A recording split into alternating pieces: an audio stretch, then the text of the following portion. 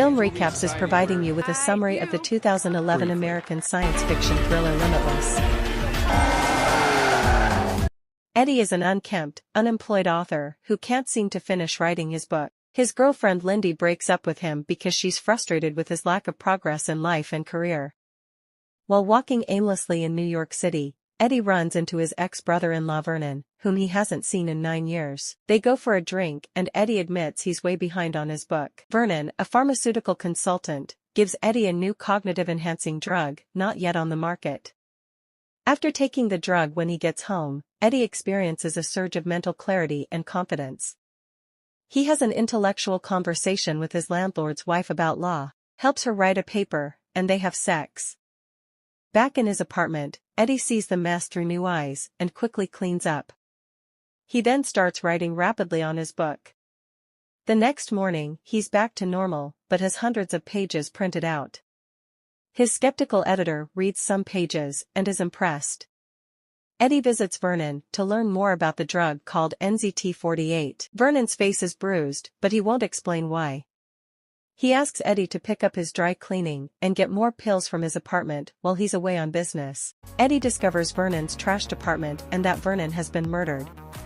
But he finds the 𝐢𝐧𝐿 pills and continues taking them, experiencing heightened brain function. He goes inside to discover Vern lifeless on the couch.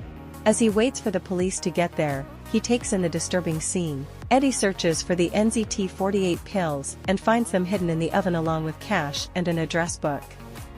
He hides these items from the police when they briefly question him. At the station, Eddie talks on the phone with his ex-wife Melissa, who refuses to see him.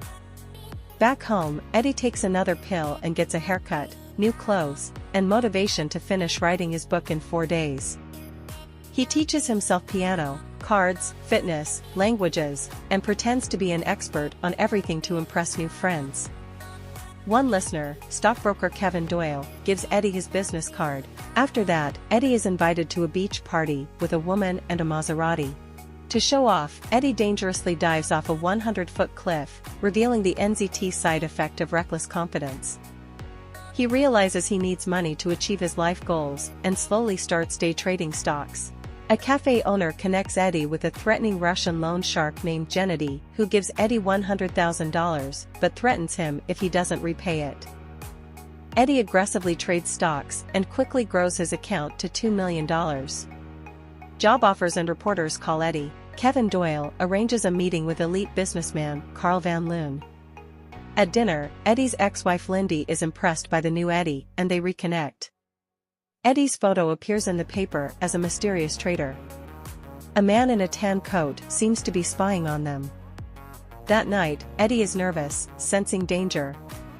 Eddie meets Carl Van Loon, who tests Eddie's knowledge by having him review company files, revealing a major upcoming merger. Carl drops Eddie in Chinatown and invites him to another meeting the next day. Walking around in a daze, Eddie loses track of time, an emerging side effect of 𝐢𝐧𝐿. Among a series of disjointed events, he remembers Bruce Lee movies to help him fight off muggers in a subway station. 18 hours later, he finds himself back to normal, limping, but without any memory of what just happened. His can of 𝐢𝐧𝐿48 is nearly empty, and he can no longer understand the corporate files.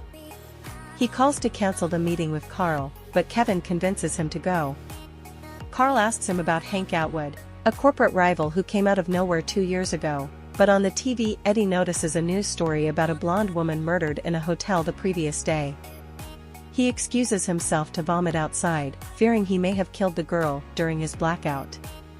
Afraid of 𝐢𝐧𝐿 side effects before taking another pill, Eddie tries to find Vernon's other clients to learn more, but every call he makes coincidentally rings the phone of the tan coat tough guy sitting across from him. Eddie realizes they're connected and escapes. He meets his ex-wife Melissa at a cafe. She's a strung-out addict who admits she took 𝐢𝐧𝐿 too, but stopped when she realized no one could operate at that mental level without consequences, and found out from Vernon other users had died. Now off it for 2 years, she can't concentrate for more than 10 minutes, and her life is a wreck. She urges him to taper off slowly, since going cold turkey kills. She walks away with a pronounced limp. Russian loan shark Gennady finds Eddie and demands his money.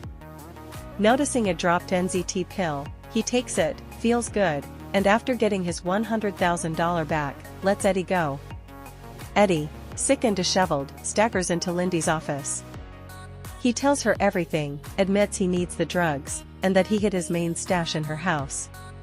She finds the plastic bag herself, but in the taxi on the way back, the man in the tan coat from the park attacks. He viciously kills 2 bystanders trying to help her as she runs off and hides in Central Park. Lindy contacts Eddie, who encourages her to take one of the 𝐢𝐧𝐜 pills. While under the influence of the drug, Lindy manages to escape by using an ice skating girl statue as a weapon, slashing the face of the tan-coated man. Eddie and Lindy have sex, but the next morning, she gets dressed and becomes somber. She wants nothing more to do with 𝐢𝐧𝐜. Eddie says he needs more time with the drug to get things in order. Lindy leaves him. Once again, 𝐤𝐤𝐈 meets with Eddie, this time wanting more pills.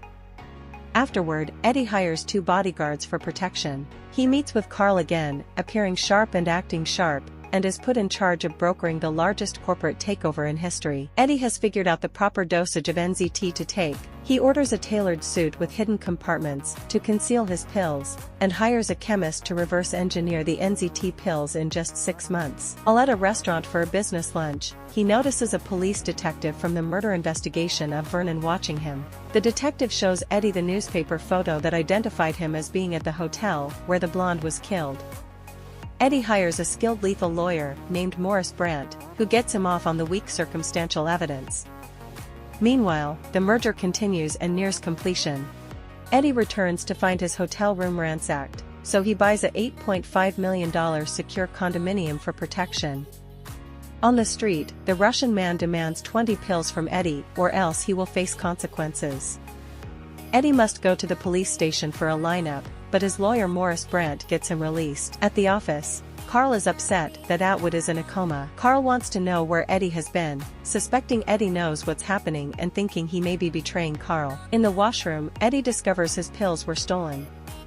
A box addressed to Eddie arrives, and he takes it and leaves despite Carl's anger. The box contains the severed hands of Eddie's 2 bodyguards. At his condo, Eddie sees on TV that Mrs. 𝐢𝐴Twood and his lawyer Morris Brandt are together. As Eddie realizes they stole his hidden pills, he sees on the security cameras that the Russians are coming for him. They attack his steel door with a chainsaw. Eddie contemplates suicide by jumping off the balcony rather than face their torture. Eddie suddenly remembers where one last pill is hidden. As he tries to retrieve it, the Russians break in. 𝐤𝐤𝐈 injects Eddie's last pill, now in liquid form, preparing to torture Eddie. In one final effort, Eddie manages to overpower and kill 𝐤𝐤𝐈. The other 2 Russian criminals, who had been drilling open Eddie's safe, return to the room. Eddie is able to fight them off after drinking 𝐤𝐤𝐈's blood, which contains 𝐢𝐧𝐜. He blinds one of the Russians before killing both of them in self-defense. At the hospital, 𝐏𝐿 passes away. Eddie encounters the man with the tan coat in the waiting room. Now that the man's boss is deceased, Eddie takes his pill packet while the man in the tan coat watches over Brandt. 12 months later, Eddie's book has been published and he is running for the U.S. Senate in New York. Carl pays Eddie a surprise visit at his campaign office. Although friendly at first, Carl implies that he knows how Eddie succeeded and has subsequently closed down the 𝐢𝐧𝐜 lab as a result. Eddie aggressively retorts. Demonstrating his abilities, he claims that he is off 𝐢𝐧𝐜 and does not need it anymore, having become permanently enhanced. At an upscale Chinese restaurant, Eddie and Lindy are reunited. Eddie orders his food fluently in Chinese, then notices Lindy's bemused reaction. He asks her lightheartedly what is the matter, feigning humility. Thank you for viewing my video. Please remember to subscribe to my channel and turn on the notification bell. That way, you'll be alerted whenever I upload